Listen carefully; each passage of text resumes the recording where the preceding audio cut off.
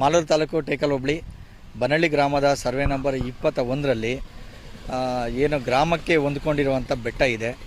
ಆ ಬೆಟ್ಟದಲ್ಲಿ ಯಾರೋ ಒಬ್ಬರು ಬ್ಲಾಸ್ಟ್ ಮಾಡಿ ಒಂದು ಬಂಡೆ ಕೆಳಗೆ ಗುಡ್ಕೊಂಬಂದಿತ್ತು. ಅದು ಸ್ವಲ್ಪ ಅಂತರದಲ್ಲಿ ಮನೆಗಳ ಮೇಲೆ ಬರೋ ಬದಲು ಅದಕ್ಕೇನೋ ಒಂದು ಕಲ್ಲು ಅಡ್ಡ ಬಂದಿದ್ದರಿಂದ ನಿಂತು ಆಗುವಂಥ ಅವಘಡ ನಿಂತಿತ್ತು. ಅವಾಗ ಅದೇನಾದ್ರು ವೈಶೇಪಲ್ಲಿ ಸ್ವಲ್ಪ ಕೆಳಗೆ ಬಂದಿದ್ರು ಖಂಡಿತವಾಗ್ಲೂ ಅವತ್ತು 2-3 ಮನೆಗಳನ್ನು ಧ್ವಂಸ ಮಾಡೋದಲ್ಲದೆ ಒಂದು 5-6 ಜನ ಸಾವಿಗೆ ಕಾರಣ ಆಗೋದು. ಅವತ್ತು ಮಾಲೂರಿನ ಶಾಸಕರು, ಅಧಿಕಾರಿಗಳು, ಡಿ ಆದಂಥ ಕೋದಂಡರಾಮ್ ಅವರು, AC ಅವರು ಎಲ್ಲ ಸ್ಥಳಕ್ಕೆ ಬಂದು ಅವತ್ತು ಗ್ರಾಮಸ್ಥರ ಸಮ್ಮುಖದಲ್ಲಿ ಸಭೆಯನ್ನು ಮಾಡ್ತಾರೆ. ಆ ಸಭೆಯಲ್ಲಿ ಅವ್ರು ಹೇಳ್ತಾರೆ, ಯಾವುದೇ ರೀತಿಯ ತಾಂತ್ರಿಕ ವರದಿ ಇಲ್ಲದೆ ನಾವು ಇಲ್ಲಿ ಯಾರಿಗೂ ಕ್ರಷರ್ಗೆ, ಕಲ್ಲು ಗಣಿಗಾರಿಕೆಗೆ ಅನುಮತಿ ಕೊಡಲ್ಲ. ಡೆಫಿನೆಟ್ಲಿ ಆಗಿ ಆಗೇನಾದ್ರು ಅರ್ಜಿಗಳು ಬಂದರೆ ವಜಾ ಮಾಡಿಸ್ತೀವಿ. ಇಲ್ಲಿ ಯಾವುದೂ ಸಾರ್ವಜನಿಕರಿಗೆ ತೊಂದರೆ ಆಗಲಿಕ್ಕೆ, ಗ್ರಾಮಸ್ಥರಿಗೆ ತೊಂದರೆ ಆಗಲಿಕ್ಕೆ ನಾವು ಬಿಡಲ್ಲ ಅಂತ ಹೇಳ್ತಾರೆ. ಆದರೆ ಮೊನ್ನೆ ಇಲ್ಲಿ ಇದೇ ಗ್ರಾಮದ ಸರ್ವೆ ನಂಬರ್ 21ರಲ್ಲಿ ಸತೀಶ್ ಅವರು ಮತ್ತು ಕಾಕಪ್ಪನವರು ಒಬ್ಬರು ತಲಾ 5 ಎಕರೆಗೆ, ಇನ್ನೊಬ್ಬರು ತಲಾ 4 ಎಕರೆಗೆ ಅರ್ಜಿಯನ್ನು ಸಲ್ಲಿಸ್ಕೊಂಡಿದ್ದಾರೆ.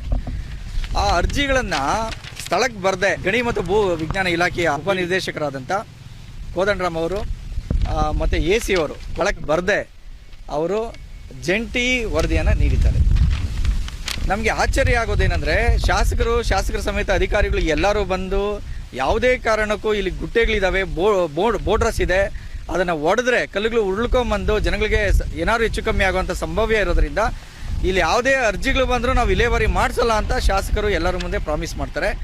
ಆದರೆ ಅದೇ ಶಾಸಕರು ಅವ್ರದ್ದೇ ಸಂಬಂಧಿಗಳಾದಂಥ ಅವರೇ ಪಕ್ಷದ ನಾಯಕರಿಗೆ AC ಮತ್ತು DD ಕಡೆಯಿಂದ ವರದಿಯನ್ನು ಕೊಡಿಸ್ತಾರೆ. ಮತ್ತು ಅವರು ವರದಿ ಕೊಡಬೇಕಾದ್ರೆ ಎಷ್ಟು ಡಿಫಾಲ್ಟ್ ಮಾಡಿದ್ದಾರೆ ಅಂದರೆ, ಯಾರೂ ಕೂಡ ಇದರಲ್ಲಿ ಅಬ್ಜೆಕ್ಷನ್ ಇಲ್ಲ, ಸ್ಥಳೀಯರಿಂದ ಯಾವುದೇ ರೀತಿಯ ತಂಟೆ ತಕರಾರು ಇಲ್ಲ, ಗ್ರಾಮಸ್ಥರಿಂದಲೂ ಯಾವುದೇ ರೀತಿಯ ಅಬ್ಜೆಕ್ಷನ್ ಇಲ್ಲ ಅನ್ನೋದನ್ನು ವರದಿಯಲ್ಲಿ ಉಲ್ಲೇಖ ಮಾಡಿದ್ದಾರೆ. ಆದರೆ ಆ ಕಲ್ಲು ಬಿದ್ದಾಗ ಅನೇಕ ಸಂಘ ಸಂಘಟನೆಗಳು ಕೂಡ ಅಬ್ಜೆಕ್ಷನ್ ಕೊಟ್ಟಿದ್ರು. ಗ್ರಾಮಸ್ಥರು ಕೂಡ ಯಾವುದೇ ಕಾರಣಕ್ಕೂ ಇಲ್ಲಿ ಕಲ್ಲು ಗಣಿಗಾರಿಕೆಗೆ ಅನುಮತಿ ಕೊಡಬಾರ್ದು ಅಂತ ಹೇಳಿದರು.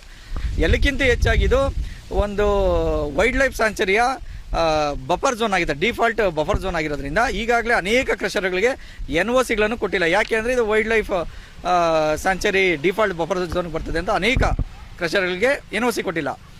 ಆದರೆ ಇವರ ಸಂಬಂಧಿಕರು, ಇವ್ರ ಪಕ್ಷದವ್ರು ನಡೆಸಬೇಕಾದಂಥ ಈ ಕ್ರಷರ್ಗಳಿಗೆ, ಈ ಬಂಡೆಗಳಿಗೆ DD ಮತ್ತು AC ಅವರು ವರದಿ ಕೊಡ್ತಾರೆ. ಈ ಹಿಂದೆ ಖಂಡಿತವಾಗ್ಲೂ ನಂಜೇಗೌಡ ಅವರು ಇದ್ದಾರೆ, ಅವರ ಅಧಿಕಾರ ದುರುಪಯೋಗ ಆಗಿದೆ ಅಂತ ನಾನು ಹೇಳ್ತಾ ಇದ್ದೀನಿ.